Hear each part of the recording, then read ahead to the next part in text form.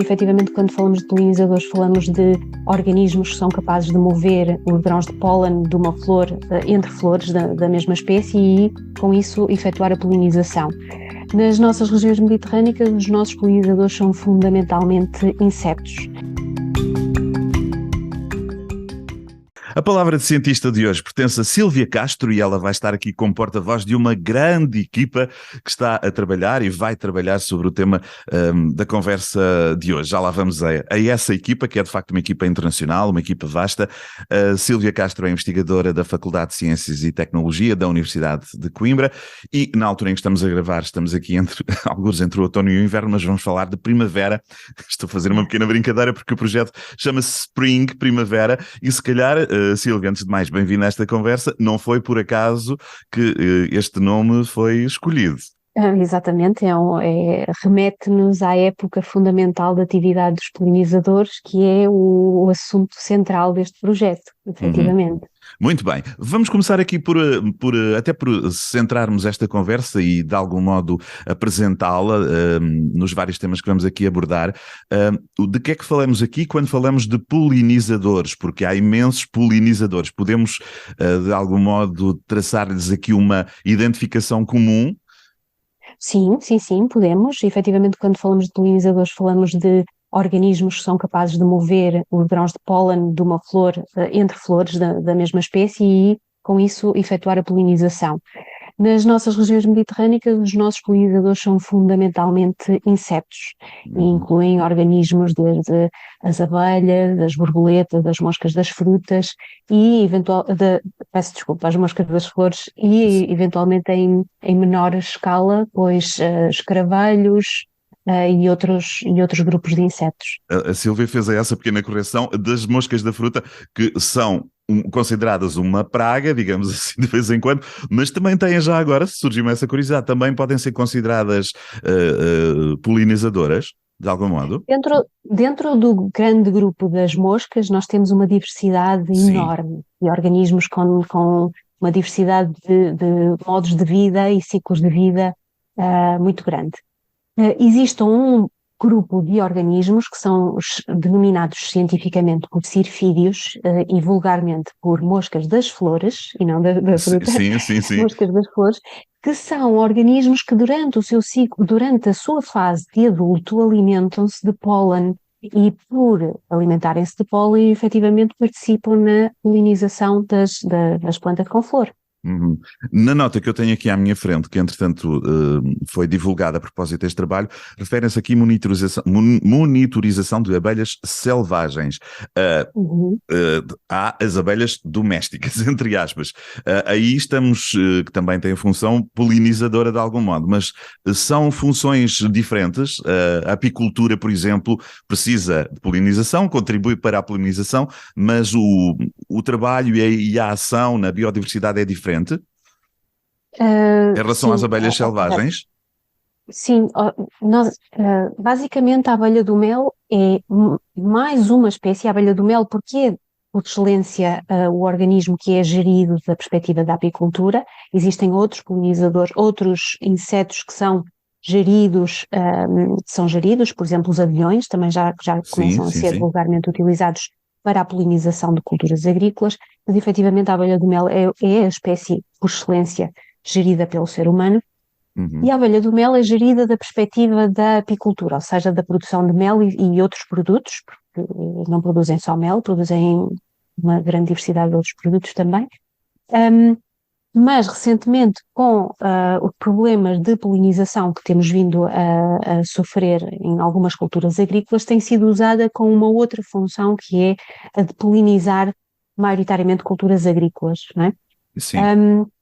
E, efetivamente, as colmeias que são usadas para a produção de mel não são as colmeias que são usadas para polinização, até porque as abelhas necessitam de uma grande diversidade de recursos florais, de visitar uma grande diversidade de plantas para terem colónias saudáveis, e quando as colónias se alimentam só da cultura agrícola, normalmente não produzem um mel de qualidade extraordinária. Então existem, efetivamente, colmeias que são usadas com um objetivo ou com o outro. No entanto, a apicultura, ou a produção de colmeias, mesmo que seja para a polinização, é uma atividade Sim, económica. sim, sim, sim. E, na realidade, na natureza, a abelha do mel representa uma espécie face a mais de 2.000 que temos, por exemplo, na Europa, Uhum. de abelhas selvagens, ou seja, abelhas que sobrevivem nas nossas áreas naturais e, não e semi-naturais e áreas agrícolas, etc., e que elas mesmas, por serem tão diversificadas e com enormes, enorme variabilidade no seu tamanho, nas suas preferências, visitam todas as plantas com flor que estão disponíveis e desempenham um papel da polinização que é crucial. E é indispensável, porque independentemente das densidades e da abundância da abelha do mel, as abelhas selvagens são sempre importantes contribuidoras para a polinização, quer das nossas plantas selvagens, quer das nossas culturas agrícolas. Muito bem. É possível ao homem, à espécie humana, intervir na polinização, intervir positivamente, negativamente? É uma metodologia fácil, bem, negativamente pode ser fácil de intervir Sim, se começar a destruir sim, biodiversidade e outros habitats, mas há ferramentas, há exatamente. métodos de intervenção positiva, por exemplo, nas áreas onde estes polinizadores se situam, facilitar o Existem. seu trabalho, para utilizar uma expressão mais simplista. É possível fazer Sim, essa sim. intervenção. É possível, é possível. Está ao alcance de todos nós, podermos ter áreas favoráveis para polinizadores. Tudo depende das práticas de gestão que utilizamos nos espaços da nossa responsabilidade, não é? E às vezes, isso também extravasa os espaços que são da nossa responsabilidade, porque estamos a falar de organismos móveis e estes organismos movem-se na paisagem à procura de satisfazer as suas necessidades, que são necessidades de alimento, necessidades de procura de parceiros sexuais, locais para nidificarem e depositarem os seus ovos, para o desenvolvimento das suas larvas, etc.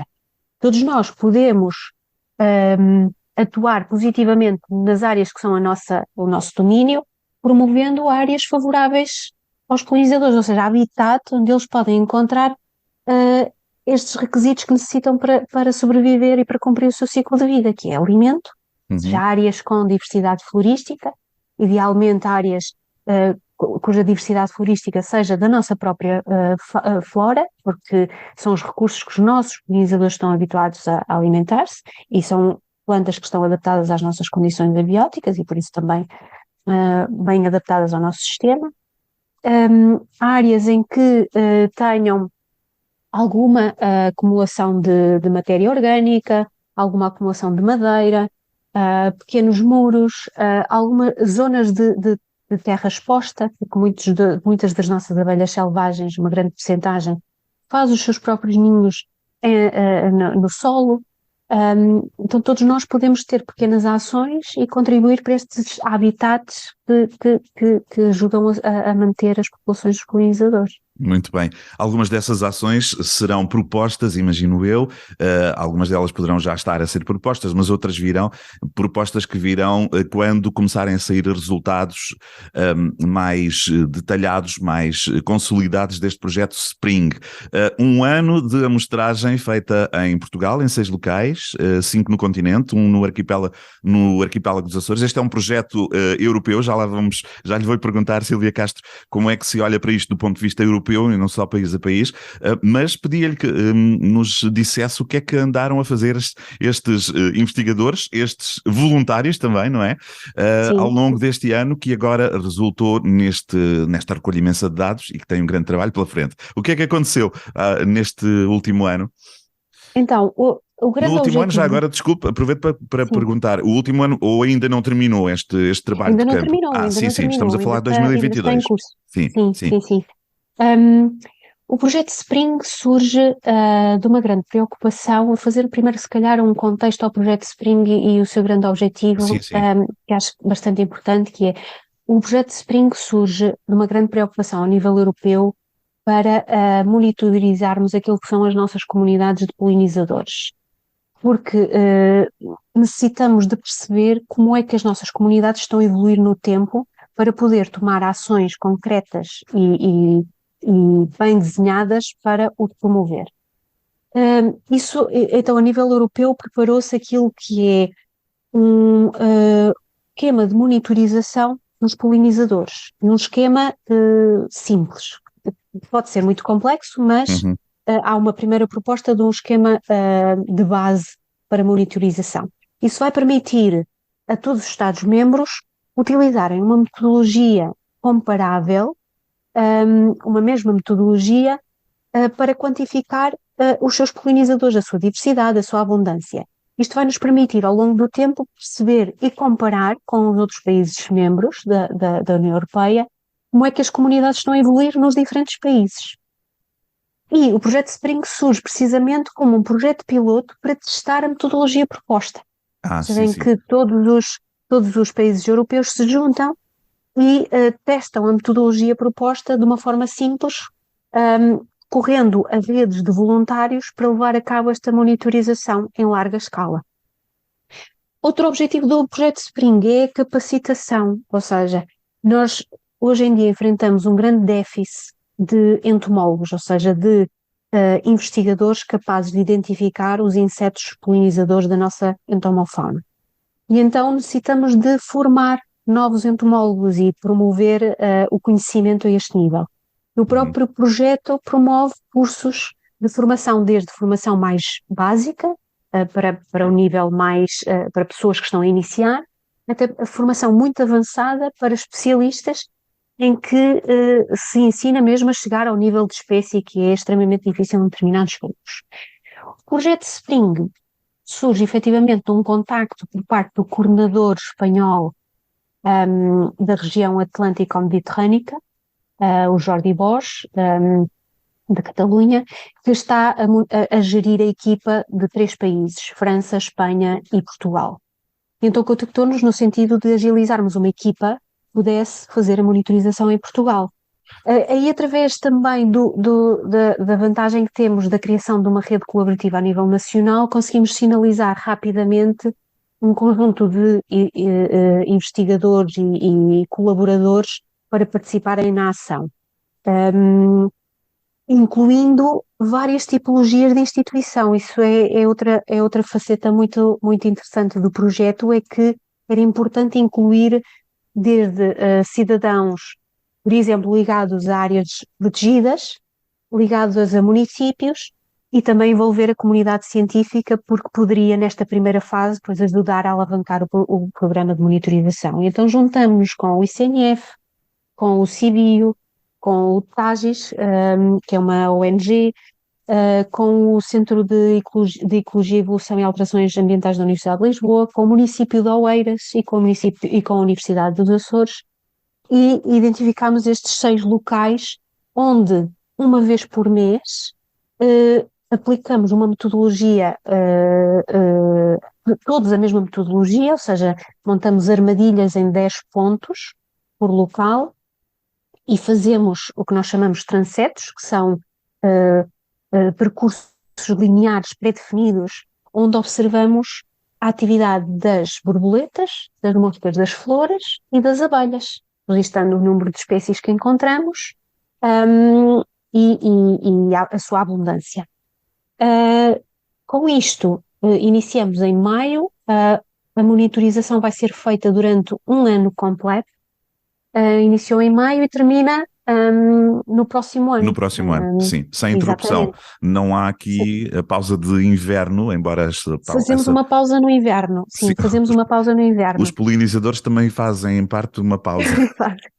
Sim, sim, sim. Não é? Se bem percebi, Sílvia Castro, há aqui 2 planos que são, que se interligam, claro. Aqui é o plano dos formadores, do trabalho de campo, Sim. como é que de ver se as ferramentas que vocês vão utilizar funcionam, como é que devem ser organizadas. De qualquer maneira, o trabalho foi muito feito no terreno, portanto, muitos polinizadores foram capturados, foram identificados. Portanto, há aqui um trabalho que não é só o trabalho de aprendizagem prática de utilização futura de ferramentas e de catalogação, já há aqui dados que não vão para o caixote do lixo, imagino eu, não é? Não, de todo. Nós já estamos a colher, pois a primeira amostragem feita em Portugal para um futuro programa de monitorização. Sim. Entendemos que isto seja já um primeiro passo para um futuro programa de monitorização, sem dúvida. E todos os dados, é curioso porque a forma como está a ser gerido dentro do projeto Spring é que os dados são para são de acesso aberto, são para utilização por parte dos países membros que fazem parte do projeto. Uhum. E por isso as coleções, por mais que possam vir a ser identificadas por especialistas no estrangeiro, se bem que estamos a construir efetivamente uma rede de entomólogos que seja capaz de lidar com estas coleções, mas serão distribuídas por todos os Percebo. participantes e estarão disponíveis para qualquer pessoa as consultar e as poder utilizar, Qual é sem dúvida. a importância dessa abertura a qualquer cidadão? Porque é que É muito houve essa importante opção? Sim. É muito importante porque as coleções de referência nas coleções entomológicas e noutras coleções é crucial para confirmar as identificações que nós fazemos e muitas vezes a identificação dos insetos é tão difícil que necessitamos de recorrer à comparação entre espécies para poder confirmar a sua identificação. Por isso as coleções de referência são cruciais. Ter uma boa coleção de referência de organismos que ocorrem no nosso território permite-nos conhecê-los cada vez melhor e cada vez mais. Sílvia Castro, dê-nos 2 ou 3 fotografias faladas rápidas do trabalho no terreno. Estou a imaginar investigadores, voluntários, de joelhos no chão com uma lupa, por exemplo, ou Não, não? não, não, não, de todo, Imagino de que não, todo. de todo. Então, E obviamente depois ah, também, sim, sim, mas no terreno como é que isso se faz? Como é que... então, foi muito giro, porque o material foi todo produzido de forma homogénea também, ou seja, as armadilhas que nós usamos armadilhas e fazemos observações, são duas metodologias diferentes. E as armadilhas foram construídas para serem uniformes entre todos os utilizadores na União Europeia, ou seja, todos têm acesso ao mesmo tipo de Ah, material e ao mesmo que, tipo que, de. É que para ser mesmo interessante. homogéneo. Sim, sim, Exato. sim. As armadilhas são Então, muito mas os engraçadas. insetos têm apetências diferentes por aromas, por É verdade, feromonas, por aí fora, diferentes. é Mas verdade. as armadilhas são comuns e apanham uma variedade imensa de insetos ou são dirigidas a alguns insetos em especial? Estas armadilhas utilizam a cor como Ah, a principal cor, atrativo. sim, não o cheiro, Então, não. Sim. são muito simples, consistem em três pratos de cores diferentes: amarela, branca e azul, que são as cores fundamentais das nossas Uhum, flores aqui nesta região, nas regiões temperadas como um todo, e são instaladas no terreno à altura da vegetação com uma solução de água e umas gotas de detergente. Porquê? Porque os insetos são atraídos pela cor, ao pousar, ou intuitivamente tentam pousar no prato, como o prato tem água e a água com o detergente remove a tensão superficial, eles não são capazes de planar na água e afundam-se. E pronto, interessante. infelizmente morrem afogados. Qualquer, qualquer tipo de detergente? Aqui no projeto estamos a usar um que não tenha odor Ah, nem sim, cor, para não que é os para não afastar. influenciar, Sim, sim. exatamente, para não Muito influenciar bem. o Sim, sim, sim. comportamento do inseto. Sim. E então, com essa armadilha passiva, instalamos 10 armadilhas destas no terreno. Isso implica caminhar com as armadilhas às costas e depois implementá-las de manhã. Depois, ao Sim. final do dia, colhemos, filtramos o líquido com uma rede, e colocamos os insetos num frasco, Uhum. conservados em álcool, em etanol, que é para posterior identificação em laboratório. Ou seja, acumulamos muitas amostras ao final do dia, efetivamente. Sim. Essa é a armadilha passiva. E basicamente o nosso primeiro objetivo no terreno é montar as armadilhas logo à primeira hora do dia. E depois só são recolhidas ao final do dia, é para ficarem um dia expostas aos insetos. A segunda metodologia é uma metodologia observacional. E aí tivemos que definir transetos de 50 metros, 10 transetos, podem ser consecutivos e basicamente estão marcados no terreno. Nós fomos um primeiro dia, marcamos e ficam permanentemente marcados no terreno. Transetos é, E é uma é um, transeto é um, é um é um, percurso é um percurso, sim, linear, sim, sim. exatamente, um percurso linear definido no terreno. Pode até Uhum. já ser um percurso já marcado, um trilho, por exemplo, de uma caminhada, Sim, e aquilo que nós usamos são as árvores laterais para marcar com fitinhas de cor, pois os 50 metros, cada 50 metros, que é para nós uhum. sabermos e podermos registar, pois nestes primeiros 50 metros observamos as abelhas X, Y e Z em determinado número. não é? Exato, exato. Isso já vos dá uma ideia também da população, da densidade populacional Exatamente, naquela área, não é? Sim. exatamente, é mesmo isso. E Uhum. então percorremos esses transetos, na realidade percorremos duas vezes, porque primeiro fazemos as observações das abelhas e das moscas das flores, e separadamente fazemos as observações das borboletas, porque as borboletas têm uma atividade mais errática e a área de observação é um bocadinho maior, e então têm que ser percorridas num trajeto próprio. E pronto, e basicamente é isto. É isso. E nessa altura já tem os insetos todos recolhidos, esses, não é? Estão guardados. Já está a ser Sim. feita essa identificação de que a Silvia Castro falou, ou será Então, para mais tarde? eh, é uma boa pergunta, porque na realidade, antes de começarmos a mostrar em terreno, tivemos uma formação, tivemos que organizar a formação para os voluntários para ensinar as Sim, metodologias sim, sim, e os exato. grandes grupos de insetos.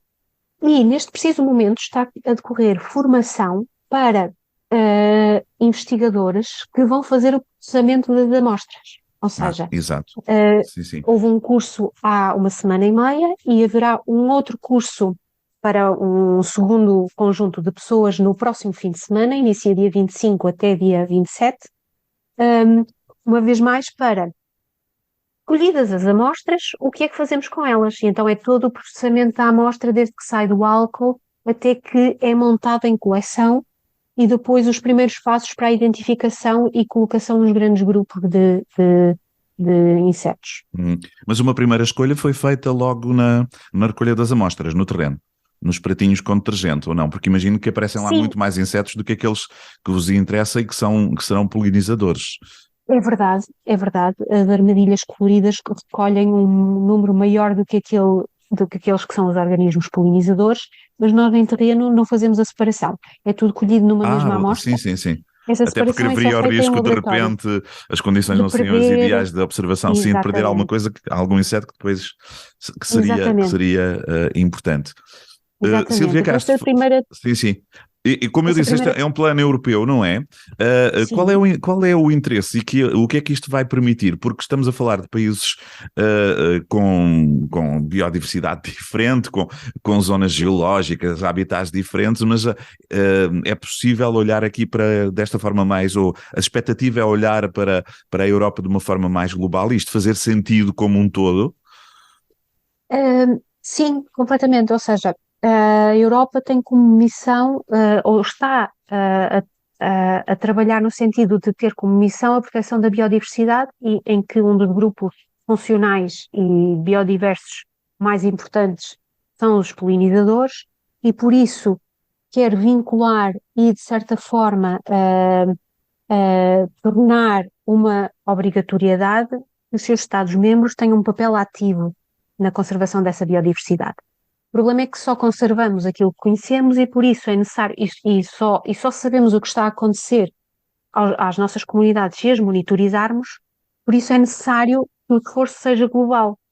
E é necessário que o reforço seja global precisamente para analisar todos os padrões de alteração que ocorrem também ao longo da União Europeia, ou seja, porque é um continente muito diverso e, de certa forma, as tendências das populações não serão as mesmas no sul da Europa como no norte, e por isso as medidas também não serão necessariamente as mesmas para aplicarem ao longo de todos os países, porque somos muito diferentes. Claro, claro, claro que sim. Perceber como é que individualmente em cada país as populações estão a evoluir, permitir-nos a aplicar medidas de conservação mais adequadas e dirigidas a cada contexto. Uhum.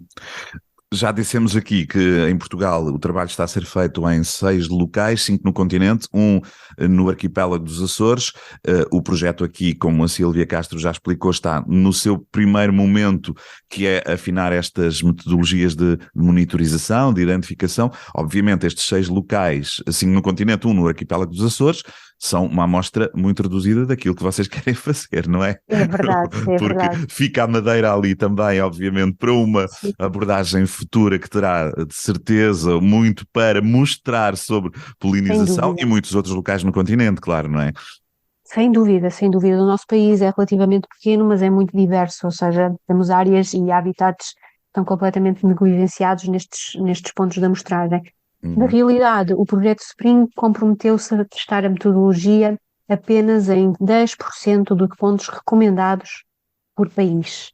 Por isso, estes Sim, sim, 6 por isso esta pontos escolha, sim. representam exatamente apenas, aliás, na realidade, eram apenas propostos 5 pontos, nós é que conseguimos infiltrar mais um, porque achávamos que tínhamos que ter pelo menos um no arquipélago, pelo menos um. Muito bem. Então temos um ponto a mais.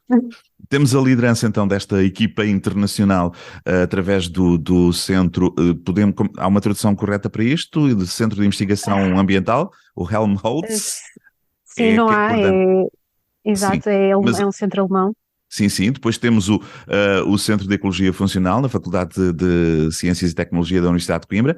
Aqui a Sílvia está ligada, não é? Pertence. Uhum, sim. E mais, quem é que o Instituto de Conservação da Natureza e das Florestas, que já referiu, o Biopolis Sibiu, do Tages, Sim. Centro de Conservação das Borboletas de Portugal, do Centro de Ecologia, Evolução e Alterações Ambientais da Universidade de Lisboa, grande nome, e o Não, município de Oeiras, sim. são instituições diferentes, Sim, temos são o diferentes. O ICNF, temos o Biopolis, sim, CIBIO o Sibiu e o Tages, exato. e o Centro de Ecologia e Evolução de Alterações Ambientais. Eu também é É outro outro, sim, centro sim, sim. de Sim.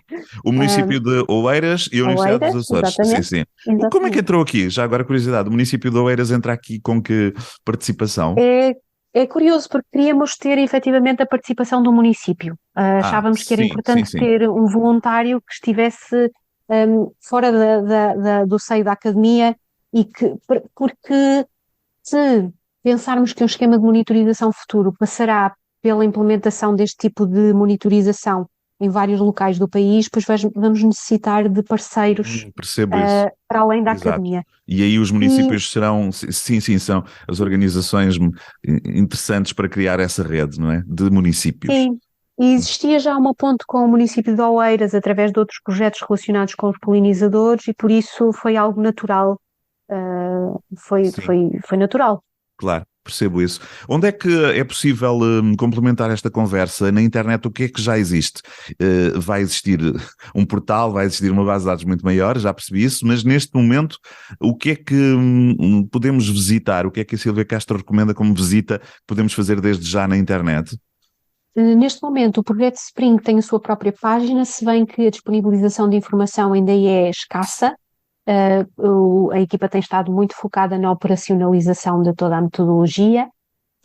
Dentro de pouco tempo estará disponível uma plataforma onde as pessoas, os voluntários, vão poder colaborar com os seus registros diretamente na plataforma e eventualmente virá a ser uma plataforma global para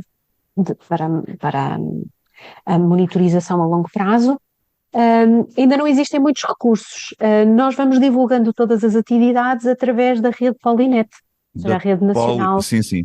Polinet. uh, da rede nacional para a conservação dos polinizadores, colocando Polinet no motor de busca, conseguem encontrá-la de certeza, e todas as notícias relacionadas com o projeto Spring são divulgadas através da rede. Muito bem. Se não houver outro pretexto, voltaremos a conversar. Se calhar será a continuação desta conversa, já com mais dados sobre a mesa, lá para a primavera do próximo ano, ou final da primavera do próximo ano, é? Sim, eu conto que nessa altura haverá já uma proposta de monitorização final para propor aos Estados-membros e resultados concretos para o nosso país também. Sim. Muito bem. Então, continuação de bom trabalho, agora com esta pequena pausa de inverno, embora imagino que o trabalho dentro do Spring não termine, não é? Há coisas para Não, fazer antes de voltarem acumulamos as para o amostras terreno em no força, não é? laboratório. Muito bem. Sim, Sílvia Castro, obrigado. Continuação de obrigada bom eu. trabalho. Obrigado. Obrigada.